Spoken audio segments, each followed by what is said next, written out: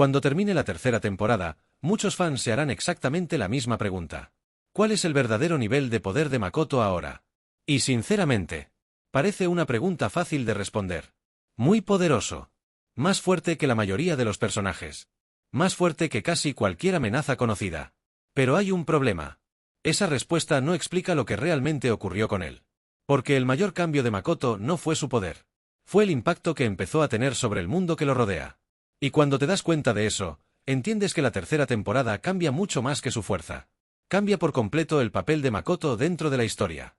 Al principio, él solo intentaba encontrar su lugar. No quería conquistar reinos. No quería cambiar el mundo. No quería desafiar el orden establecido. De hecho, todo lo que quería era vivir en paz. Construir su comunidad. Proteger a las personas que le importan. Y vivir a su manera. Pero hay algo curioso. Cuanto más intentaba mantenerse alejado de los grandes conflictos, más esos conflictos terminaban llegando hasta él. Y eso empezó a generar consecuencias. Consecuencias mucho mayores de las que cualquiera imaginaba. Porque durante mucho tiempo, Makoto era poco más que una figura desconocida. Una anomalía poderosa oculta en las sombras. Pero eso no dura para siempre. Con el tiempo, los reinos comienzan a fijarse en él. Los comerciantes empiezan a hablar de él. Los gobernantes comienzan a observarlo. Los generales empiezan a preocuparse por él.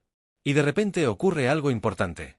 Makoto deja de ser simplemente un individuo poderoso. Se convierte en una variable imposible de ignorar. Y eso cambia absolutamente todo. Porque ahora sus decisiones ya no afectan únicamente a sus compañeros. Empiezan a afectar ciudades. Luego naciones. Y después regiones enteras. Y cuanto más sucede esto, más evidente se vuelve una verdad. Makoto ya no está simplemente viviendo dentro de la historia. Está comenzando a influir en su dirección. Y esa es una diferencia enorme. Personajes poderosos hay muchos. Pero personajes capaces de cambiar el rumbo de los acontecimientos son mucho más raros. Y eso es exactamente lo que empieza a ocurrir aquí. El mundo comienza a reaccionar ante la existencia de Makoto. Las alianzas cambian. Los intereses cambian. Las estrategias cambian. Las personas toman decisiones pensando en lo que él podría hacer. Y eso revela algo aterrador. Tal vez el mayor poder de Makoto no sea su magia. Tal vez sea su capacidad para cambiar todo lo que lo rodea. Pero existe otro detalle aún más importante. Durante gran parte de la historia, los conflictos parecen relativamente limitados. Problemas locales. Disputas regionales. Conflictos entre grupos específicos. Pero esa escala no permanece igual. Crece. Y crece rápidamente. Porque a medida que Makoto sigue avanzando, las fuerzas más poderosas del mundo comienzan a prestarle atención. Y cuando eso ocurre, la discusión cambia por completo. Ya no se trata de a quién puede derrotar. La verdadera pregunta pasa a ser: ¿qué sucede cuando alguien como Makoto entra en conflicto con las fuerzas que gobiernan el propio mundo? Y es entonces cuando comprendemos la magnitud de su transformación. Porque por primera vez, Makoto ya no parece alguien que intenta sobrevivir en ese mundo. Parece alguien capaz de desafiar la forma en que ese mundo funciona. Y hay un personaje que entiende eso mejor que nadie. La diosa. Durante mucho tiempo, parece estar por encima de todo. Por encima de los humanos. Por encima de los reinos. Por encima de las propias reglas. Pero a medida que Makoto crece, algo interesante comienza a suceder. Sigue escapando de sus expectativas. Sigue tomando decisiones impredecibles. Sigue recorriendo un camino que nadie puede controlar por completo. Y eso crea una situación extremadamente peligrosa. Porque el problema ya no es cuán poderoso se ha vuelto Makoto. El problema es que se ha convertido en alguien imposible de predecir.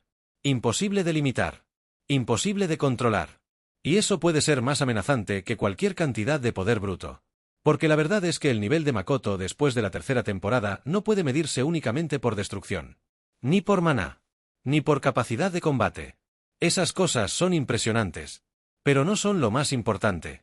Lo más importante es que ha llegado a un punto en el que sus acciones comienzan a influir en el destino de innumerables personas. Y eso lo coloca en una categoría completamente diferente. Una categoría reservada para personajes que no solo participan en la historia, sino que cambian su dirección. Por eso, tal vez la pregunta inicial esté equivocada desde el principio. Tal vez el verdadero nivel de Makoto no sea una cuestión de fuerza. Tal vez sea una cuestión de influencia. Porque después de la tercera temporada, ya no es simplemente un aventurero extraordinario. Ya no es solamente un mago absurdamente poderoso. Ya no es solo un combatiente formidable. Se convierte en una fuerza capaz de alterar el equilibrio del mundo entero. Y cuando llegamos a ese punto, aparece una pregunta mucho más interesante. Si Makoto ya ha alcanzado este nivel, ¿cuánto más lejos puede llegar? ¿Y tú qué opinas? ¿Crees que Makoto ya se ha convertido en la mayor amenaza de su mundo? ¿O su evolución apenas está comenzando? Déjame tu opinión en los comentarios.